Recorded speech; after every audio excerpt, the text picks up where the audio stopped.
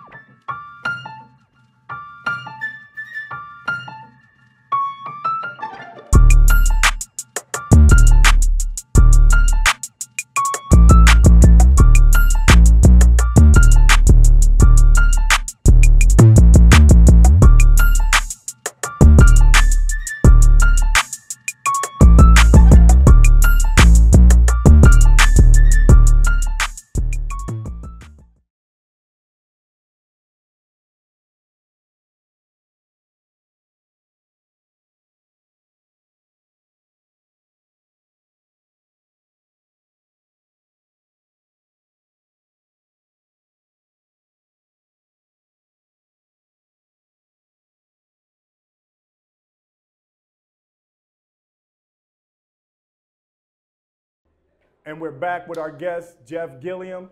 Jeff, what's been going on, man? Tell us a little bit about the event that you having. And like last year, you ran it down to us. What's different? How's it grown? And talk about a little bit of the foundation that you're involved in. All right. First of all, thank you guys for having me. I really enjoyed talking to you guys last year. This year, we definitely are coming harder and different. This is our 5th annual Color of Summer. And what we're doing with the Color of Summer, our goal every year is to expand it, to make it more intricate at the same time. This year we're going for a full weekend. So if you've seen our advertisements out there, yes, it's now the Color of Summer weekend. Yeah. So we're taking it to a weekend. We're talking about our centerpiece is always the Columbus Museum of Art where we're sitting right now. But on Friday, we got an incredible, outstanding lineup at the Key. Okay. And we're going back old school, red, white, and blue jeans. So really, we're booking this for our first Fridays at the Key. And what we're trying to do too is make it where we're putting enough on the plate. So if you're from anywhere in the Midwest, it's worth coming to Columbus. Gotcha. We're making, if you're going to take your time to do your 4th of July weekend, we want to entertain you the whole weekend. Okay. So this year, once again, we're doing 3 big events. We'll be at the Key on Friday for First Friday's Red, White, and Blue Jeans. Here at the museum for our traditional Color of Summer. And then right across the street at the Bluestone for the after party. So, okay, we're taking it bigger and better, and we're really just trying to make it where this is a complete experience. Okay. We're trying to make a complete experience with the Color of Summer and First Fridays, and really provide that platform for our artists, our entertainers, the small businesses that we work with, for all of them to be able to be at the highest levels of the community from a venue standpoint, from a cultural standpoint. And our saying right now is we do it for the culture. Okay. And that's what we do this for the culture. And let's go into that. So give us go into the event. What is all happening in these rooms that people don't understand? Like they think it might be just a regular party. And it's not. It's more than that. Kind of go in, dive into what this event actually is. I like to kind of say it's like Coachella meets the Hamptons. So it's this incredible entertainment music fest of talent, from visual artists to performing artists. Okay. And it's all over. It's not one place. It's a extravaganza, a playground for an adult. We want to have your senses that's tingling everywhere you walk. We want you to be surprised that that's there, that's there. And so we create this environment where it's not a party, it's a cultural experience. And so we're trying to bring our culture to you in a variety of ways. So what we're doing here, we touch on the culinary side. Amazing food. I don't think anyone gives you as much of a variety of food that's really part of your ticket price. You walk in the door and you can eat and walk around this place and taste all night long. Okay. We start there. We start with fashion. We have an incredible fashion show, probably one of the biggest fashion shows in the Midwest of its type. Okay. I mean, we'll have over 50 models there, 10 designers, and it's just one of the centerpieces of the whole summer. And then obviously we're in the art museum with the art. We do an art show. We'll have over 50 artists here displaying their works. And it's important, I think, let me just take some time to speak to this, that a lot of artists that we get, they're from seasoned artists to startup artists, but their ability to come into the art museum and to display their work in the art museum, that's just tremendous. You just don't get that opportunity off the street. So for them, it gives them confidence, it starts some of their careers, it gives them exposure that they so desperately seek. And that's part of what we do, not part of what we do, a lot of what we do is create that platform. I mean, they'll be here in front of 3,000 people, seeing their artwork, seeing them in their element and doing what they do. And that's when the joy we get out of this whole thing is they're able to be on the best stages in town. Well, and it's beautiful, and not only the talent that comes here, but the people that come. They come and they dress and they take it seriously about being a part of the color of summer. I mean, they create, you know, a backdrop that really makes this whole thing go. I mean, and that's, we appreciate that. So where did the color of summer come from? Where did that name come from? Was that something that you guys, somebody just gave you? Did you all work on that? Because to me, it describes the event perfectly. I'm gonna take full credit for that. Okay. I'll take full credit. But you know, really, you know, we've been in this game a long time, right? And you try to just figure out, you know, what people are thinking about. Like, what would I like to be a part of? What would we like to be a part of? And what excites them? I mean, what is it? And then when you think about it, is the color of summer. Like, it's just the color of summer. You come in here and people can dress, they can look, they can feel vibrant, and that just, we wanted a theme that you can live through the theme. You know, so that's where I kind of came from. What's the thing we can live through? And we just thought that hit the note. You know, when you go through a bunch of different names and dynamics, we hit the right one, you know it. You stop there, like stop. Right. And when we got to the color of summer, we knew that was it. Yeah, we knew that was it. So that allowed us to really be like, okay, let's get with this, let's ride this, and let's go. Even our, so funny, even our designers, when it comes to doing the logos, they understand it. Everybody seems to understand it. It's like an unwritten language of this is what works, this is how this should look. So I think one of the things too, a lot of people ask me all the time, so if they purchase a ticket, is everything all inclusive? So like general admission, like give us a little breakdown of how everything works. Okay. Well, you know, because it's a weekend now, we actually have two tickets. We have a ticket that allows you to the museum only, so let's stop there. If you come to the museum, everything under this roof and outside this roof in the beautiful garden is included in your ticket. So the art show, the fashion show, we do a poet's lounge with live poetry and comedy. So everything that we do, we try to touch all your senses. And it's all free when you, well, free because you pay for a ticket, obviously, but it's all included in your ticket when you walk in the door. This year, once again, with the weekend package, we now are at the Key on Friday in the after party. So if you get a weekend ticket, that will include the entire weekend. And once again, we try to make it a seamless transition from here to Bluestone. The Key is 5 minutes away from here. So for all our out-of-towners, if you're out here listening, you're literally 5 minutes away from everything we do. You can walk. I mean, these aren't city blocks. These are Columbus blocks. You can walk all these blocks. Literally, you can be in your hotel. We have a hotel package. The Renaissance is our host hotel. And you can go there and you can literally walk if you had to. Not if you had to. It would be an issue to walk from there to all of our venues both days. So let's go back a little bit. How did you pick, or you guys, your team picked the art museum as a venue? Because I know you had, I mean, you just didn't, this wasn't the first pick. Obviously, you probably looked at several venues. How did this one get lucky to be the one? Is it because of the art? Is it because of how nice it is, or location? How did you pick this? Well, you know, we've been doing events for a long time, right? And we've probably done events in almost every venue in town over the years. We used to come to the art museum years ago, even before they built this, for the old school, before they built this whole new wing. It used to be only one part of it. We came back then. So when we're looking for the color of summer, one of the things that was important was venue. You wanted a venue that represented the class and the quality of the event we wanted to bring.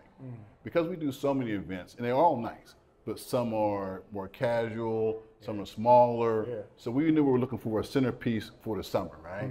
So when you start with a centerpiece, and you're in this business, you start with the real estate. The real estate starts your mental process when you're doing events for me. I start there, and then I work back. And so we knew we needed a piece of real estate, a venue that really brought this together. So Museum of Art, and unfortunately we had a relationship with a great the CEO, and she loved to say, hey, you can come here and do what you need to do. And so that's really got us into this venue. Great information. Right after we come back, we're going to hear more with Jeff Gillium.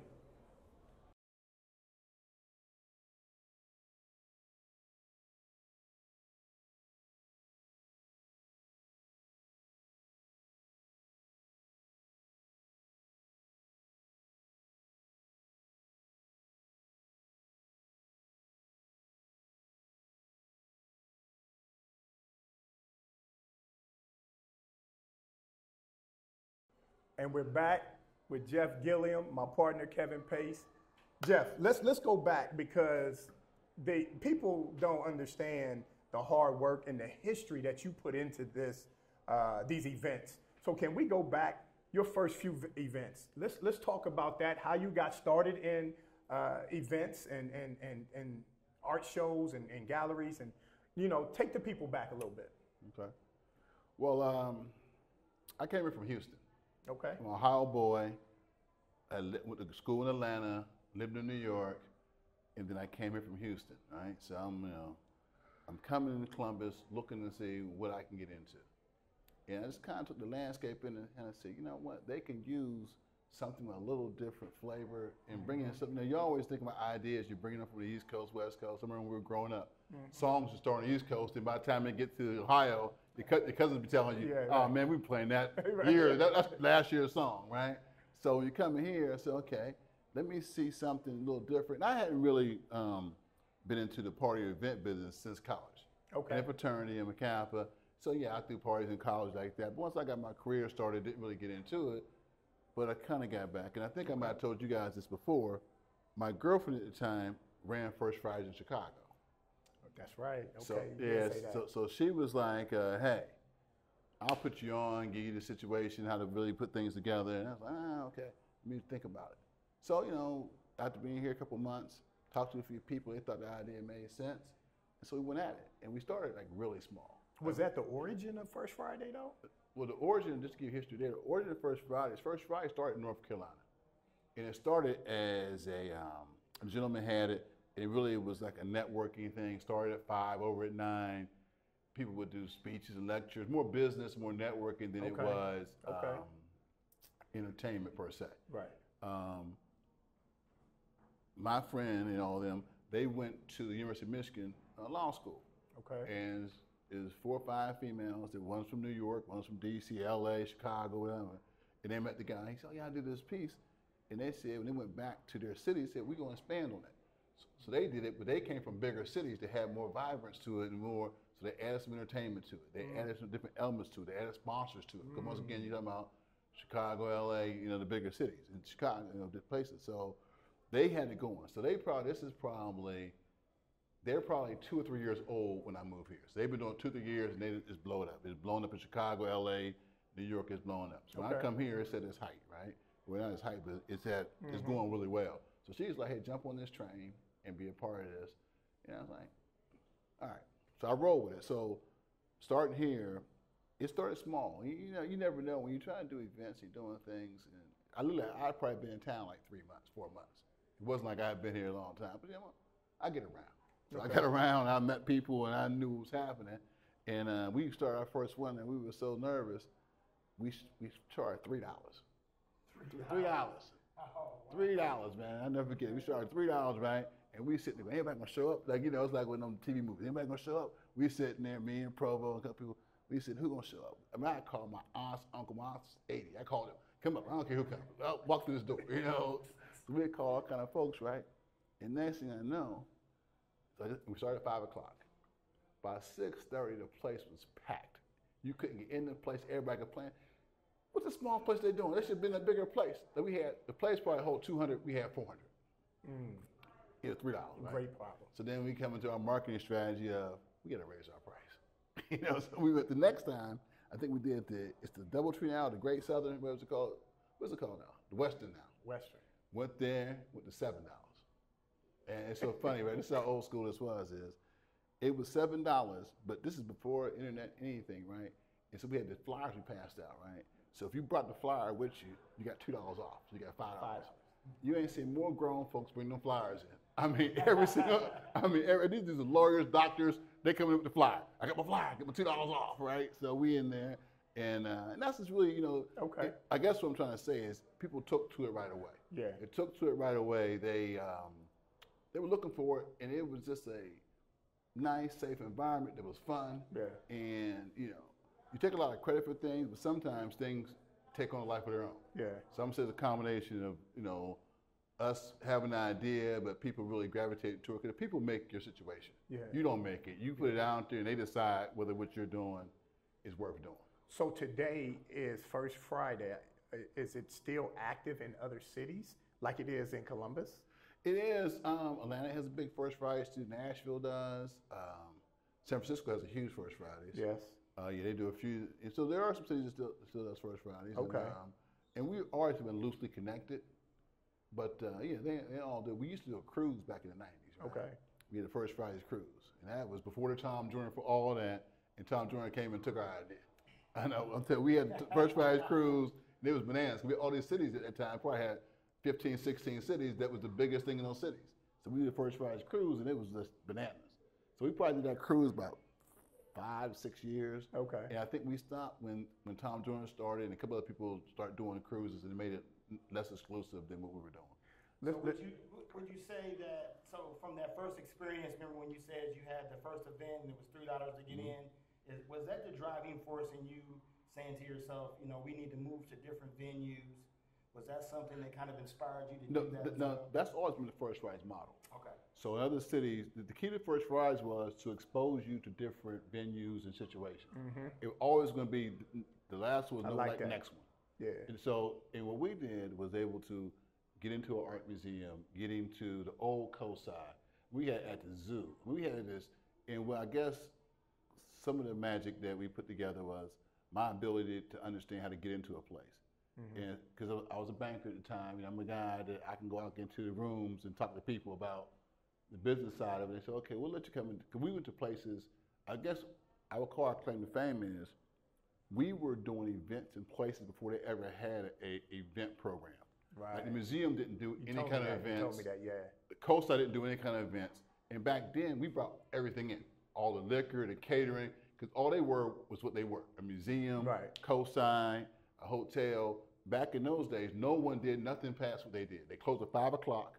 Because literally, we used to come in here and in Coastal, wherever, if they closed at 5 o'clock, my team would come in here, we bring in liquor, tables, chairs, everything. Bands, and we'd be open by 6. I mean, it was like what was the Indy 500 pit team. You had to get there. I had a pit team. We were sitting outside waiting because they had the kids in there. We couldn't leave, so the kids left out of there. I was like, all right, ready, go. Bam, everybody's running in there. We upstairs, downstairs, everybody making their moves. So, because they didn't have catering. Right. No one had catering in this town for events that, were either museums or any kind of thing. They did what they did. House Historical Society, the zoo. Crazy. We brought everything in. So and they kind of saw what we were doing. Then they started. Then that kind of became a national trend too. But before then, no one did that. That's nice. This is promoter 101 for all you people out there who want to be promoters. Pay attention. So Jeff, let's dive into the foundation that's connected to your event. Actually, hold that thought. We'll come right back with that in 30 seconds.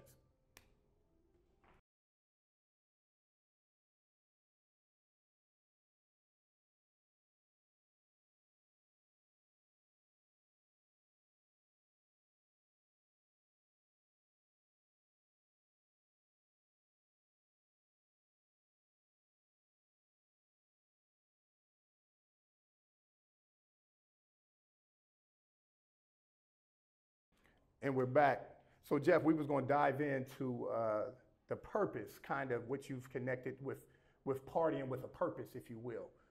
Talk about your foundation and kind of what that means to you and how you grew that. Okay. Well, let me kind of break our purpose in 2 segments. Okay. I think our original purpose is always going to be our purpose, which was to provide cultural experiences for our community. And that's what we fought so hard to get into the art museum or get into a coastside or a zoo. We wanted our folks to be able to experience different venues, different dynamics on their own accord. Meaning it's for us. You know, you came because I work at JP Morgan Chase and I came. No, I came because this is for me.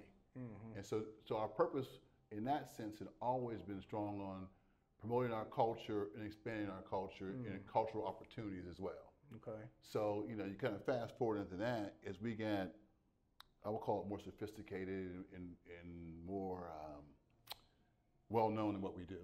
We said, okay, we deal with a bunch of people. We deal with artists, we deal with fashion designers, you know, because we had such a platform, everyone always came in and said, hey, Jeff, can we come in and do this? Can we come in and do that? Can we come? And we always accommodated, right?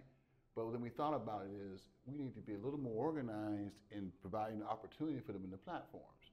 So we started to really, if you notice, last maybe 5, 6, 7 years, our events were real structured around providing these certain avenues for certain disciplines or creatives. So we made sure fashion shows, we made sure art shows, we made sure the colonists, we started really digging into them and really making sure we had a focused presentation and approach to them to give them an opportunity and platform. And then the second piece of that came to really formalize that, we created the Now Foundation. Okay. And the Now Foundation's responsibility or opportunity and mission is to take creatives and help them be successful in their business. And we start with some of the smaller things to the bigger things with Now Foundation. And first of all, Now Foundation is completely free. Any of our participants who come to Now Foundation, they are of no charge. We come in and we start even with your business foundation. We take you to get an EIN number. We help you get your incorporation, we have an LLC partnership, whatever you're looking to do. So we help you create those foundational things that most small businesses, especially the creative is different than any small, but they're different. You're creative, you're worried about the way that color looks, how this looks. You don't even worry about, no, I need an EIN, I need to be incorporated. Right. Then we take it a step further. We help them get the minority certifications. Okay. Because a lot of opportunities come through minority certifications, and some people won't deal with you if you don't have them. And that's a process that people don't want to deal with, so we help them with those kind of processes. Then we take it another step further. We help them with their marketing and branding. We help them with logos or websites. We actually do a free website for you and free branding and logos for you. And then the biggest thing I think we do, which people, I think they appreciate the most, is we incorporate them in a very serious way in our platform of our events. Right. Because when you're a creative, when you're someone, you want to be seen by people doing what you do. Especially your community. Exactly, doing what you do. So from that standpoint, I think the platform we create with the Color of Summer and our other events, that's really the crown jewel of what we do with the Now Foundation. So how do people get in touch with the Now Foundation? The Now Foundation, in anything we do, it starts at our website, Phase 614. You can go there, you can see our events, you can see the Now Foundation, anything that we're a part of, that is the vehicle that we try to get people to come to so they can do it. And that's Phase, like you said, Phase 614, and that's fashion, art, culture, entertainment. So that's what Phase 614 stands for, and that's what we're trying to do with it. Okay. You heard it here first. Partying with a Purpose with Jeff Gillium. We'll be right back.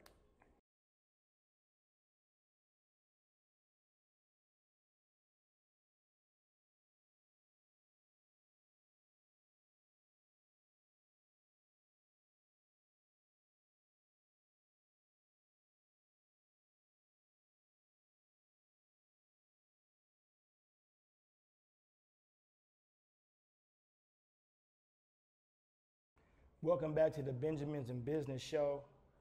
I'm Kevin Pace with Benji Burke, our special guest, Jeff Gilliam, here today. We want to kind of wrap it up, Jeff. If you can kind of go into how people can get their tickets, any information that anyone would need to be able to get to the Color of Summer next weekend, if you elaborate on a little bit of that. Great. Well, once again, it is a weekend, Color of Summer weekend, July 5th and 6th. The 5th, we will be at the Key, downtown Columbus. And the 6th, we will be here at the Art Museum and also the Bluestone for the after party. You can get tickets at either phase614.com, which is our website, or at Eventbrite, which is the Color of Summer 24.eventbrite.com. Tickets on both sites will be available. We'd love to see you here. Make sure you guys come out and support us. One of the best events in the Midwest. You definitely don't want to miss it. For my co-host, Benji Burke, myself, Kevin Pace, Jeff, thank you so much for coming out today. Make sure you support the color of summer. God bless you all, and always choose love.